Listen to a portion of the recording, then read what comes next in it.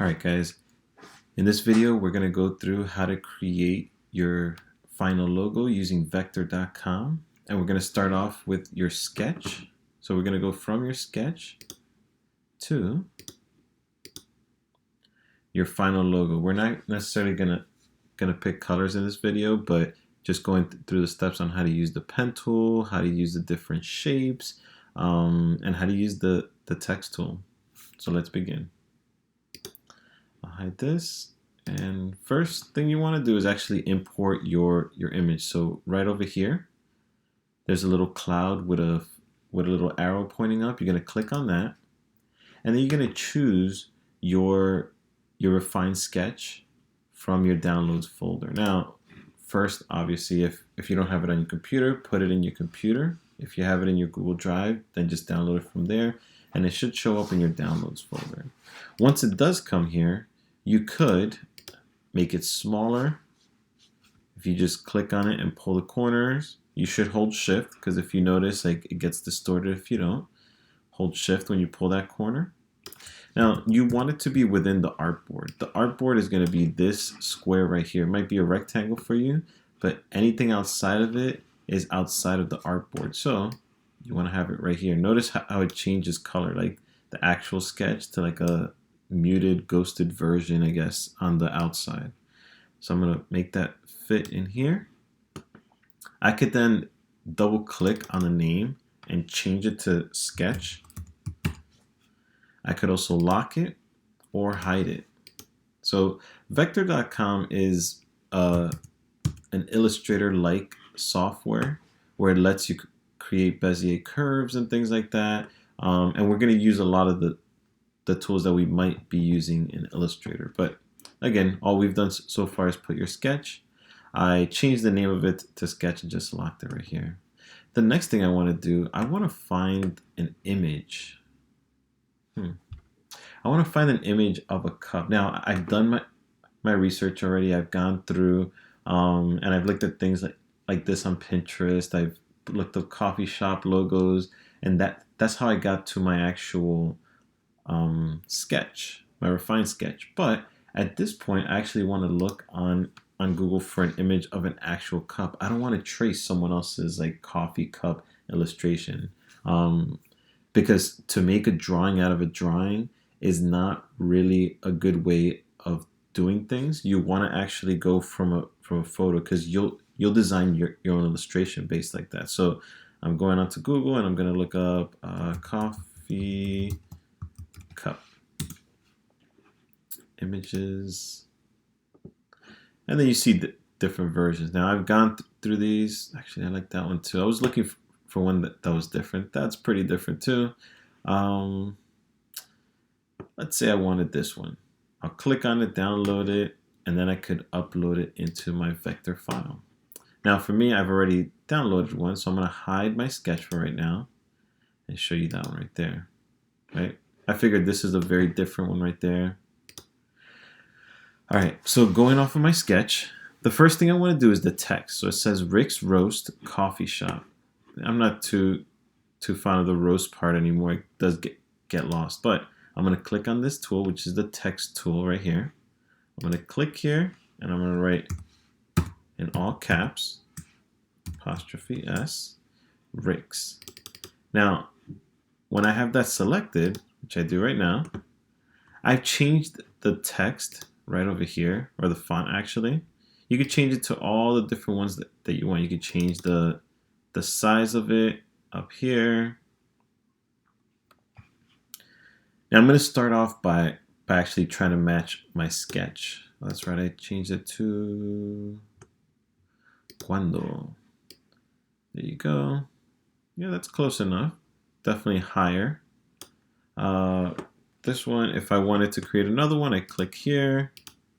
I'm going to put coffee. CO dot. And then again, if I want to move it, click on it. If I want to change the font itself, I could change the font right here. All right. To make it smaller, again, right over here, move it to where you want. And then the text is pretty much done at this point. Now we have to go on to the illustration itself. So I'm going to hide my sketch. Actually, no, for the text, you could add any of these other things, an inner shadow, a shadow itself. I put an actual shadow on it, but instead of it being a shadow that just goes off to one side or another, I made it more like a border. So I did this, like a 3-point shadow on there. The only thing I'm missing now is the coffee cup. So I imported my image again by upload image, the little cloud with the arrow. I picked it from here. And here it is. I could change the name of it to coffee cup. Let's see. I did lock it. But if I wanted it right here, what I would have to do is place it where I want it. And here it is. I'm going to lock it. Now I can't mistakenly move it as I'm drawing on it. Now you're going to want to zoom in. This is the part where Illustrator and Vector really take off. There is a pen tool. The pen tool is one of the most powerful tools that there is in any of these, because you can make custom shapes like a cup. There is no shape right here for a cup. There's a circle, there's a rounded rectangle, there's a rectangle, there's other shapes here as well. So if one of these applies to yours, definitely. If you were making a martini, bam, there it is. But the pen tool, it allows you to create points and curved lines as well as a straight line. So if you just click, let go, click, let go, click, let go, it creates straight lines. But if you click and drag, it gives you these two red handles. You see that? Now, playing around with the handles and understanding how it's going to interact with the others is going to take you a little bit of practice. Now, that practice is going to take you maybe like a week or so just to be able to create your illustration. But it's very well worth it, because that tool applies in so many other programs. Photoshop, Illustrator, it's not just a vector tool. It is a tool that comes across in a lot of different programs, even in InDesign. So I'm clicking on the pen tool. I'm going to come right over here, and I'm going to start off with my straight line. Click, let go. Click, let go. I'm going to put a dot right in the middle, but I'm going to click and drag to create that rounded. Now, because I did the handle pointing towards the left at that kind of angle, right? It's going to create the same one on this side. So all I have to do is click and let go. Straight line here. Let's see. Right there. There. There. Now you're going to notice that some of these lines are going to be off. That is okay. I'm going to show you how to come back and fix that. And then the last one, right over here. Now this one is off. Part of this, it is on purpose. This part was not. But right over here, if I click, let me see. I'm going to click off of it first. Okay, click there. I could create a point right here and then just pull it. That seems a little bit correct. This one I'm not such a fan of. I just clicked on it, by the way, and deleted it. There you go. Now I could change this handle right here, but you notice that it changes both of them. For me on a Mac, if I hold Command, if I hold Command, it allows me just to manage one of those handles and not the other one. Now I don't want it to be that much different. There it is. This one right here. If I double click, I take away the handles. If I click again, I put straight handles on both sides. Now again, I could move just one. I'm not holding anything else, right? I'm sorry, I could do both. I'm not holding any buttons right now. I like the one on the left, but the one on the right, I'm going to hold Command and pull this part down. That looks okay. This one up here. Everything else looks well. Now I'm going to create the inside of the handle. Again, the pen tool. Click, let go. Click, let go. This one I'll do right. I'll do one right here. Click, let go. Click, pull. here, click, pull. And this last one, click and let go. All right. If I hide my image, you can see there is definitely some finessing that has to happen, like right here. This feels like it should be a little bit up there. And now I want to work on the saucer. So I bring back my image.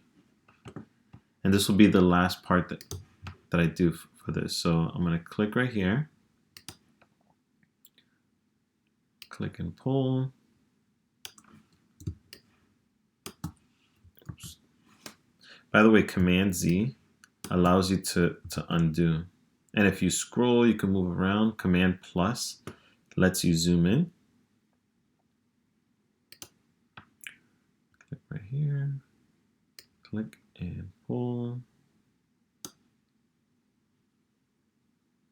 This last one right here. But as you noticed, there is this point right here where I do want to double click. Where is it? This one.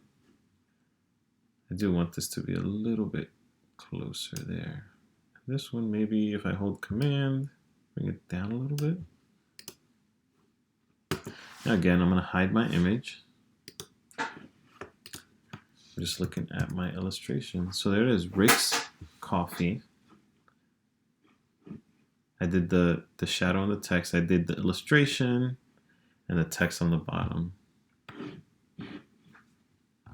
And obviously your illustration is going to be different. It may include different things. I might post a second video showing you some more advanced options. Things like if you stop at a certain point in the illustration, how to continue that, or creating a shape using the Pathfinder tools and things like that. But for right now, I want you just to play around with those tools to create your final logo.